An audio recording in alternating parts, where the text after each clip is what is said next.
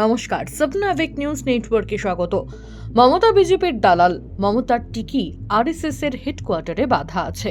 বিজেপির টাকায় তৃণমূল তৈরি হয়েছে। নদিয়ার কৃষ্ণনগরে নির্বাচনী প্রচারে এসে তৃণমূল এবং বিজেপিকে একজোটে আক্রমণ শানালেন সিপিআইএম নেতা মোহাম্মদ সেলিম। উল্লেখ্য, তৃতীয় দফা নির্বাচনে মুর্শিদাবাদ লোকসভা কেন্দ্রে দাপিয়ে বেরিয়েছেন মোহাম্মদ সেলিম। এরপর এদিন কৃষ্ণনগর লোকসভা কেন্দ্রের সিপিআইএম মনোনীত জোট প্রার্থী এসএম সাদির সমর্থনে নির্বাচনী প্রচারে আসেন মোহাম্মদ সেলিম। কৃষ্ণনগর কদমতলা ঘাট থেকে শুরু হয় নির্বাচনী প্রচার। প্রার্থীকে নিয়ে প্রচারে সিপিএম ও কংগ্রেস কর্মীদের উপস্থিতি ছিল চোখে পড়ার মতো। আপনারা আগামী 4 নম্বর ভোটার পেতে বিপুল ভোটে তাকে সংসদে পাঠান। মানুষের দাবি জিনিসের দাম যে হারে বৃদ্ধি পাচ্ছে তার আমি আবার আপনাদের অনুরোধ করছি, আমাদের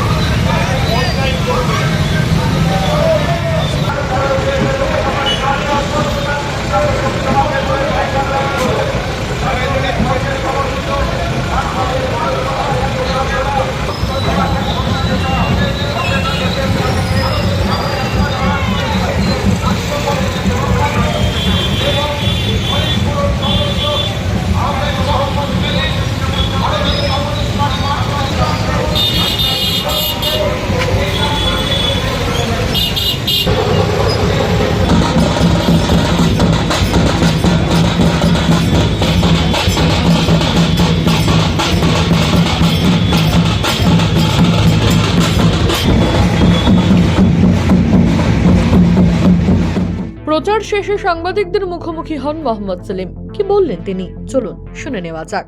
আছে, খেতে খামারে আছে, কলে কারখানায় আছে, বেকার যুবদের লড়াইতে আছে, শ্রমিকদের মধ্যে আছে। দেখবে বড় বড় গাড়িতে কিছু বড় বড় স্টিকার লাগিয়েছে আর মোদির মুখ দিয়ে প্রচার করছে। ইকোনমিক্সে একটা কথা আছে, ল অফ ডিমিনিশিং রিটার্ন। যত বেশি ব্যবহার করবে আস্তে আস্তে সেটা ক্রমহ্রাসমান হবে। এখন মোদির ছবি দেখলে লোকের রাগ হচ্ছে, কারণ রুটি রুজির প্রশ্ন এবং মূল্যবৃদ্ধির প্রশ্ন সামনে চলে আসে। যেখানে 26,000 চাকরি বাদ। ममता जी बोल रही है कि कम्युनिस्ट और कांग्रेस अभी इतिहास हो गया है। मैं अभी पत्रकार को बोला कि इतिहास की बात मत करो, वर्तमान की बात करो। দাদা আপনি কিছু বলুন না, বর্তমানে আপনাদের কি রকম আপনার পজিশন? বর্তমানে আমরা গোটা দেশে আরএসএস এর মোদী সরকারকে উৎখাত করার জন্য চেয়েছিলাম সবাই এক কাট্টা হোক, কিন্তু যেহেতু মমতার টিকি বাধা আছে আরএসএস এর হেডকোয়ার্টারে, তৃণমূল কংগ্রেস তৈরি হয়েছিল বিজেপির টাকায় এবং আরএসএস এর পরিকল্পনায়। তারপরে যারা বিজেপির লোকজন ছিল তারা সব তৃণমূলে ঢুকে গেছিল, আরএসএস কাটার ছিল, মমতাকে আরএসএস দুর্গা সাজানো হয়েছিল। এখনো ক্ষোভ থেকে বার করা হয় যখন তার প্রয়োজন হয়। ইন্ডিয়া ব্লক যখন ঐক্যবদ্ধভাবে লড়ছিল তখন মমতাকে দরকার হলো, আরএসএস নির্দেশে তিনি ইন্ডিয়া ব্লক থেকে বাইরে বেরিয়ে গেলেন শুধুমাত্র নিজের ভাইপোকে বাঁচানোর জন্য। গোটা রাজ্যকে বাজি ধরলেন। এটা রাজ্যের মানুষ বুঝে গেছে, মোদির দালাল মমতা, বুঝে গেছে জনতা। এটা হচ্ছে আপডেট।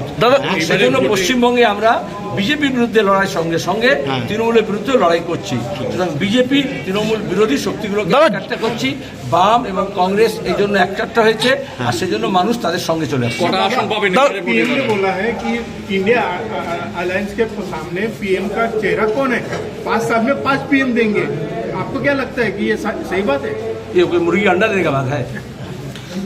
जब मुर्गी है तो फिर आप अंडे की बात क्यों कर रहे हो? पीएम का चेहरा कौन है? कौन बनेगा पीएम आपके? जब मनमोहन सिंह प्रधानमंत्री बने थे कोई विज्ञापन दिया गया था? जब देवेगौड़ा गुजरात प्रधानमंत्री बने थे कोई विज्ञापन दिया गया था? आप विज्ञापन की बात कर रहे हो, क्योंकि मीडिया को पैसा मिलता है।